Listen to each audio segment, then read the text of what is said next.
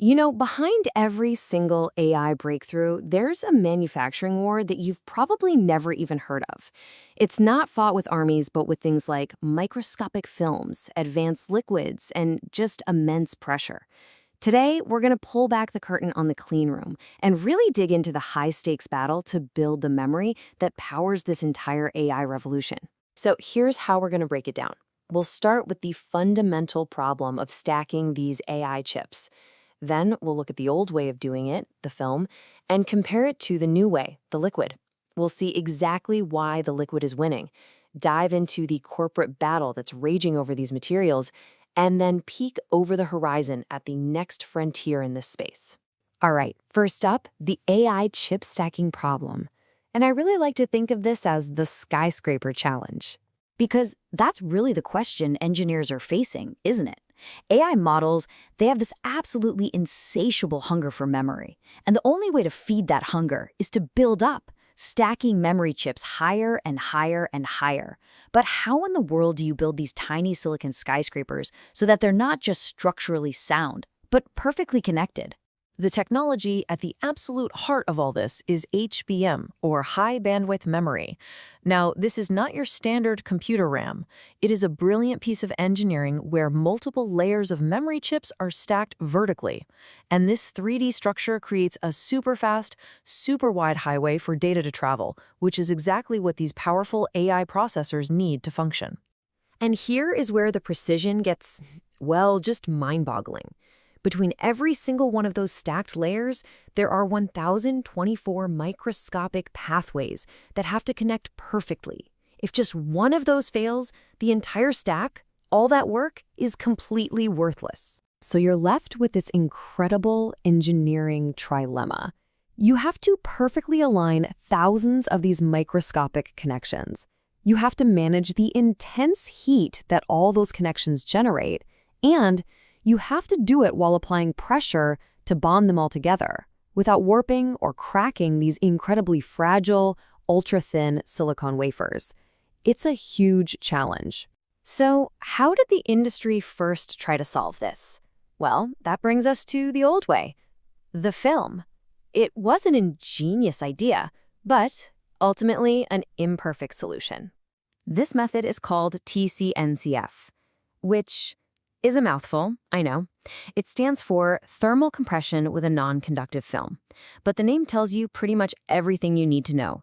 It uses heat, it uses pressure, and it uses a special solid film to bond all those chip layers together. The process basically works like a tiny, incredibly precise clothes iron. You take a thin, solid film, you place it between two memory chips, and then a heated head comes down and just presses, melting the film and bonding the chips with intense force. But as you can probably guess, this ironing method had some serious problems.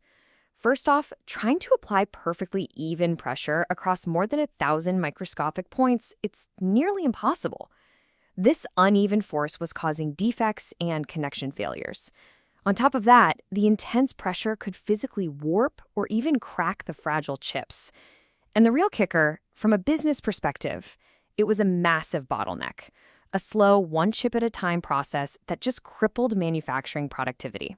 Yeah, the industry desperately needed a better way. And that breakthrough was the new way, the liquid. This new method is called MR-MUF, and it was pioneered by SK Hynix. It stands for mass reflow with molded underfill. And honestly, it completely flipped the old process on its head. Instead of pressing the chips together with a film, MR-MUF solders the chips together first, and then it fills in all the remaining gaps with a specialized liquid material. The process is it's radically different. Instead of that one-by-one ironing process, imagine you're baking cookies. You put an entire batch of chips into a special oven.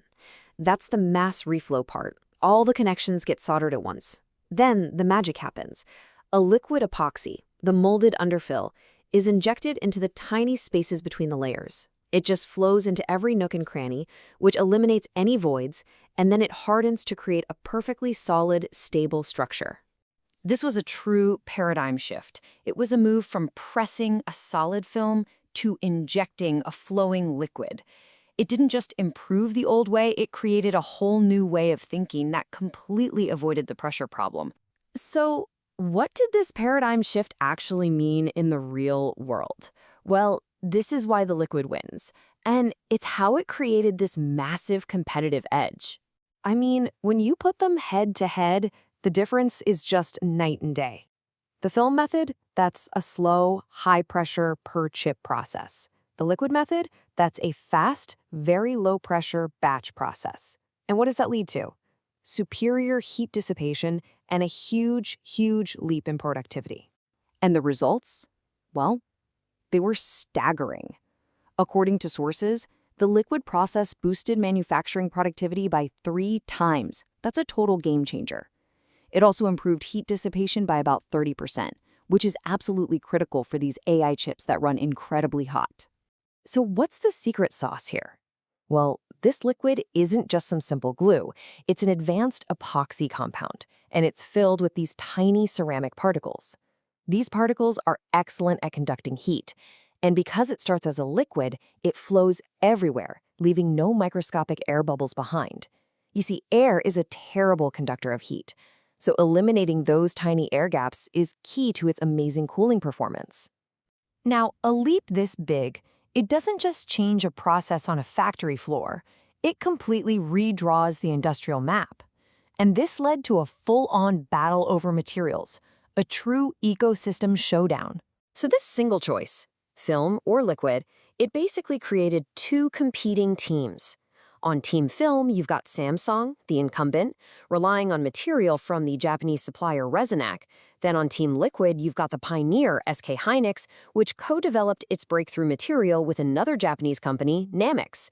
And this has kicked off a global race, with other giants like Germany's Henkel now scrambling to develop their own liquid solutions. And if we look at a snapshot of the supply chain, the battle lines become super clear. SK Hynix, with its liquid process from Namix, shot to market leadership with high yields.